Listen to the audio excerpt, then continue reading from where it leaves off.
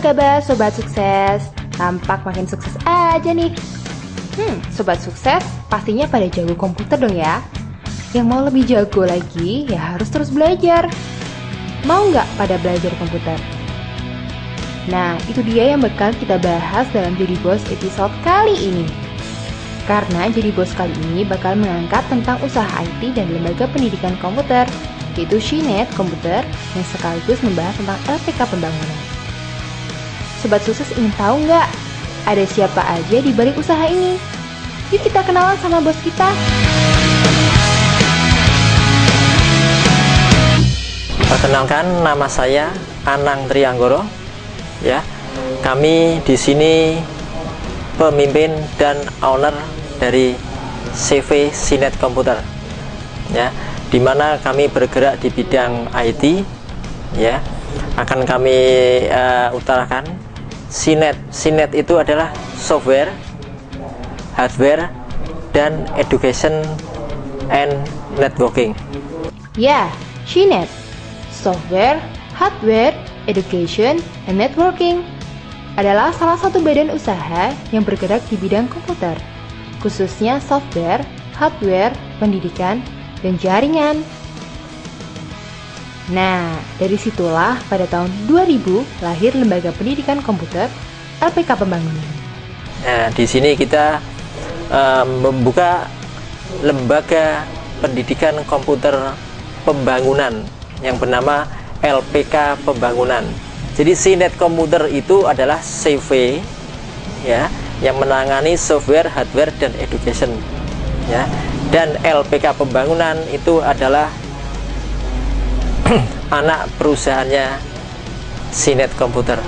Lalu, sudah sampai mana nih prestasi Bos Anang bersama usahanya? Alhamdulillah kita sudah bekerja sama lebih dari 40 atau bahkan sampai 50 ya klien kami ya, yang rata-rata lembaga keuangan dari mulai Batang, Kabupaten Batang ya, sebagian Pekalongan, Kabupaten Pemalang, Kabupaten Slawi, Kota Tegal, Purbalingga ya, sampai ke Adiwerna ya. Itu dari klien-klien kami yang sebagian besar adalah lembaga keuangan ya. Terus untuk LPK-nya sendiri, kita sudah menjalin kerjasama dengan BKM-BKM yang ada hampir di Kecamatan Pekalongan Utara ya. Dari BKM-nya Dukuh ya, Pabean, Kelurahan Pabean, Panjang Baru, Panjang Wetan. Terus kita banyak, hampir semua di kelurahan di Kecamatan Pekalongan Utara, di mana kepercayaan itu tumbuh sehingga tiap tahun kalau ada program pelatihan dan pendidikan hampir dimasukkan ke tempat kami. Ya, terima kasih atas kepercayaannya ya, karena kami adalah sesuai dengan moto the best partner business. Bagaimana Bos Anang bisa memulai usahanya hingga jadi seperti sekarang ini? Simak cerita menariknya sesaat lagi. Jangan kemana-mana ya.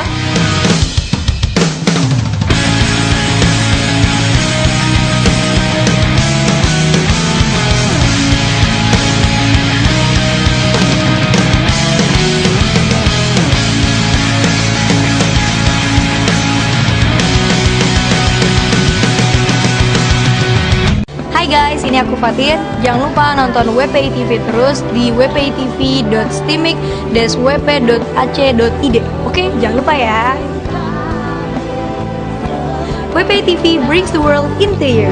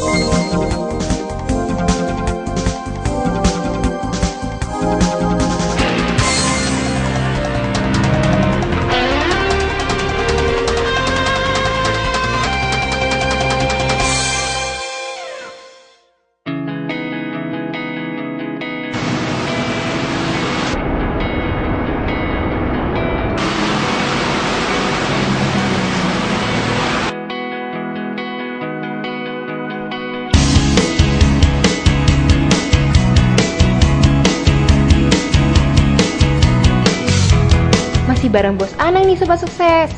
Mau tahu nggak gimana Bos Anang memulai usahanya? Dan gimana kok bisa jadi seperti sekarang ini? Yuk bareng-bareng simak. Mudah-mudahan yang baik aja yang dicontoh, ya. Yang nggak baik jangan. Ya. Ini saya ceritakan, mungkin ada yang baik sama ada yang enggak. Ya. Dulu saya itu anak seorang prajurit. Ya. Sehingga emang dari kecil tuh sudah biasa dididik dengan disiplin yang baja. Ya. Mungkin kalau anak sekarang itu mungkin nggak bisa. Ya. Dulu saya bangun tidur itu sudah ada jadwalnya, nggak kayak anak sekarang. Ya. Kalau kita masuk sekolah ada jadwalnya. Ya kan, hari Senin pelajaran matematika macam-macam. Kalau saya dulu bangun tidur sudah ada jadwalnya. Hari Senin saya harus nyemir sepatu. Ya. Kakak saya mungkin anak nasi, adik saya satunya lagi nyapu, besok dibalik. Ya, itu dari disiplin yang dulu ditanamkan oleh ayah saya, ya kan. Dan itu harus bangun pagi sudah ada gitu. Lah, dari disiplin itu melekat sampai sekarang. Sebelum kuliah, karena nggak punya uang, saya kerja dulu. Ya, cari kerja, ya, untuk kuliah, biayai kuliah. Ya, saya kuliah di STIMIK waktu itu. Ya. Kenapa saya ambil STIMIK? Ya, karena saya dulu kerja kursus komputer, kerja di bidang komputer. Ya kan, saya bikin aplikasi, bikin gini, saya tawarkan. Ya kan, yang saya tawarkan, Mas lulusannya mana? Cuma SMA. Oh, SMA sini gitu. Kelihatannya konsumennya kurang tertarik. Saya ambil di waktu itu Amik ya, masih akademi D3 saya ambil, ya kan. Saya ambil di Amik, saya selama 3 tahun saya angkatan pertama, ya, angkatan pertama dan lulus pertama juga. Terus terang ini saya ceritakan yang jelek, tapi jangan ditiru, ya kan. Saya dulu di STIMIK itu berangkatnya paling-paling seminggu 2 kali atau 3 kali. Karena apa? Proyek datang terus, ya kan. Proyek datang terus sehingga saya nggak kayak sekarang. Kalau sekarang sudah ada aturan 75% harus hadir, kalau nggak hadir nggak bisa ngikuti. Dulu alhamdulillahnya belum ada aturan itu, ya, sehingga saya bisa selesai, ya kan. Yang itu jangan ditiru, ya, ya. Karena saya dulu kuliah itu bukan mencari kerja, ya kan. Kerja saya kuliah untuk pendukung, ya kan. Beda dengan saya dulu backgroundnya kan kerja dulu cari uang biar bisa kuliah. Oke, klien-klien saya itu sebagian besar bank, ada Bank Pegadaian Rakyat terpelajar saya, ya kan. Saya masuk bank saya tawarkan gitu, aplikasinya jalan, oke, ya. Dia minta pelatihan ini, ya. Saya masuk di akunting.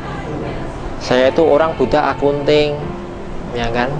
Karena disuruh bikin sehingga harus belajar dan harus bisa, ya kan. Sehingga saya gimana lagi? Yang saya tangani adalah keuangan. Sehingga saya dari D3 komputer saya ambil S1 ekonomi, ya karena apa? Keterbatasan ekonomi, akhirnya cari kerja dulu baru kuliah, sambil kuliah, ya. Alhamdulillah selesai semua. Kami juga dalam menawarkan, karena lulusan mana? Oh iya, kalau kita perbankan kan, oh iya ada ekonominya, nyambung lah, ya. Klien percaya, ya kan. Terus dulu di mana? Komputer di mana? Oh, komputernya di STIMIK, nyambung lagi. Oh iya, berarti kan klien lebih percaya. Dia lulusan komputer dan lulusan ekonomi. Nah, itu. Makanya nanti ini adik-adik ini yang lulusan apa? STIMIK yang S1, D3, ya, jangan kecil hati, harus bangga.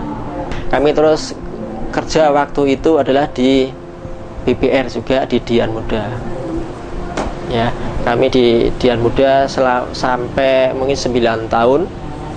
Ya, setelah itu saya keluar, ya, mendirikan Sinet Komputer tahun 2000. Ya, tahun 2000 saya mendirikan ini, pertama berada di jalan pembangunan, ya. Itu dulu dipinjemi sama rekan satu kampus, ya. Dulu awalnya anak-anak ini lulusan dari STIMIK, ya.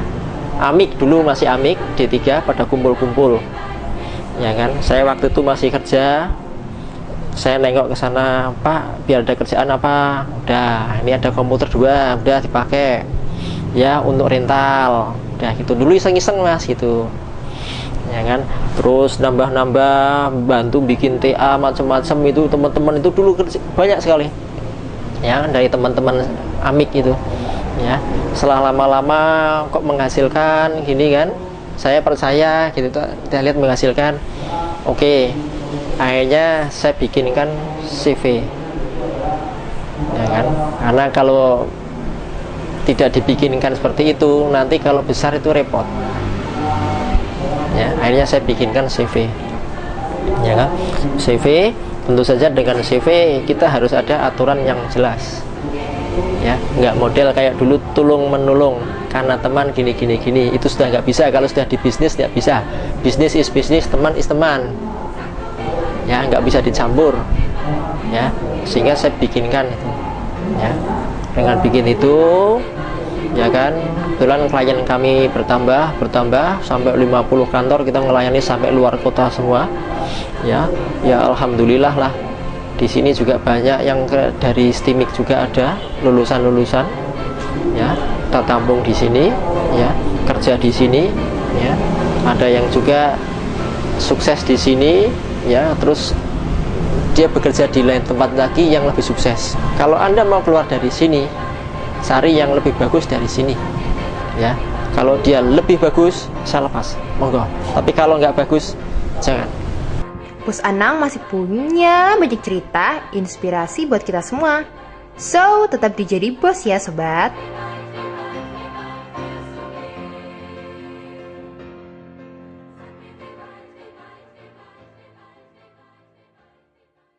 Saksikan WPI TV. Saksikan WPI TV. Saksikan WPI TV. Saksikan WPI TV hanya di wpitv.stimik.wp.ac.id WPI-TV, STIMIK, wp.ic.id. WPI TV. WPI TV. Bring the world into you. Bring the world to you.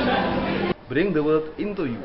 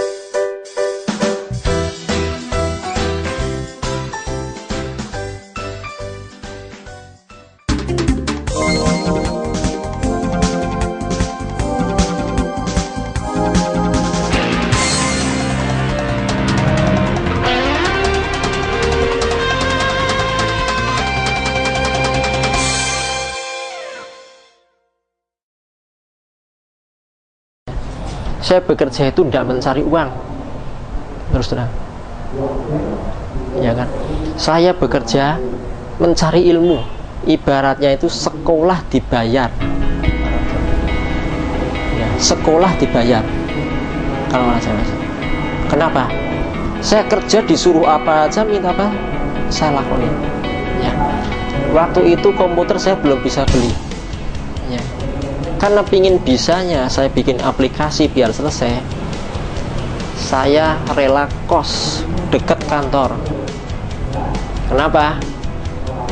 Saya kalau lembur biar gampang, cuma jalan, ya kan? Sampai pimpinan saya itu bingung, Pak, saya kerjanya apa, Pak? Tanya, ya kan? Pak, saya mau lembur, boleh nggak, Pak, menyelesaikan aplikasi ini? Gitu. Nanti gimana? Saya nggak usah dibayar lembur, yang penting ini selesai, Pak, ya kan? Sekarang bos mana, pimpinan mana yang ada anak buah gitu nggak memperbolehkan, silahkan kan gitu kan. Oke, itu saya dari front office sampai back office saya pelajari semua, ya kan? Saya lah, yang penting saya tiap bulan adalah gitu, ya kan? Tapi buahnya sekarang ilmu, karena ilmu yang kita dapat, ya, itu sangat bermanfaat sekali.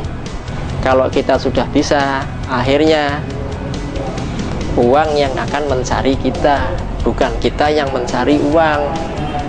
Ya, untuk nanti apa, adik-adik mahasiswa kalau lulus, ya kan, jangan terlalu berharap dulu saya gajinya besar. Ya, buktikan kemampuan Anda dulu, biar Anda nanti dikejar oleh penghasilan yang besar. Itu. Bos Anang punya sedikit motivasi nih buat sobat sukses semua. Dengerin baik-baik ya. Usaha itu siap stres, ya kan?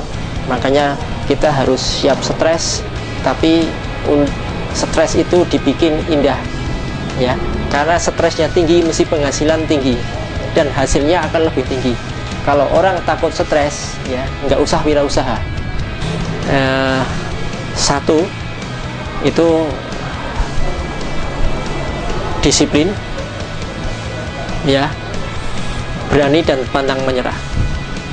Terus yang satu memang saya tanamkan di sini itu disiplin, ya, disiplin, kerja keras, pantang menyerah. Jangan takut gagal, ya kan? Jangan takut bangkrut, itu, ya kan? Jadi rasa takut dihilangkan, adanya harus optimis, ya kan? Dan jangan pesimis, jelas itu lawannya, ya kan? Soalnya kalau sudah ada rasa, aduh kok gini, aduh nanti takut ini, aduh gimana, nggak usah, itu, ya kan? Wirausaha itu tipnya itu. Begitulah kerja keras usaha menurut Bos Anang. Ada yang menarik nih, Bos Anang dikenal dekat dengan teman kerja, juga dengan anak buahnya. Lalu, apa kata mereka ya tentang Bos Anang? Anang itu orangnya, kalau dibilang orangnya juga perfect, artinya orang yang sangat disiplin, mendidik karyawannya, tidak disiplin, seperti itu. Bukan begitu Pak Anang ya? Menurut kami, karyawannya dibilangin Pak Anang, kamu nggak bisa nih ngikutin cara kerja saya, kamu nggak berubah seperti itu. Seperti itu. Jadi Pak Anang itu ibaratnya jam berapapun, kalau tugasnya belum selesai, itu akan diselesaikan. Seperti itu. Ini nih yang menarik sobat sukses. Bos Anang selalu menyempatkan waktu untuk karaoke bareng. Tapi bukan sembarang karaoke loh. Bos Anang selalu mendorong orang-orang di sekitarnya agar percaya diri dan mampu tampil di depan publik. Dengan cara seperti inilah Bos Anang dekat dengan semua orang. Jadi, menurut sobat sukses, usaha yang bagus itu usaha apa sih? Ya, usaha bagus adalah usaha yang dijalankan, bukan hanya terus dibicarakan. So, let's start it!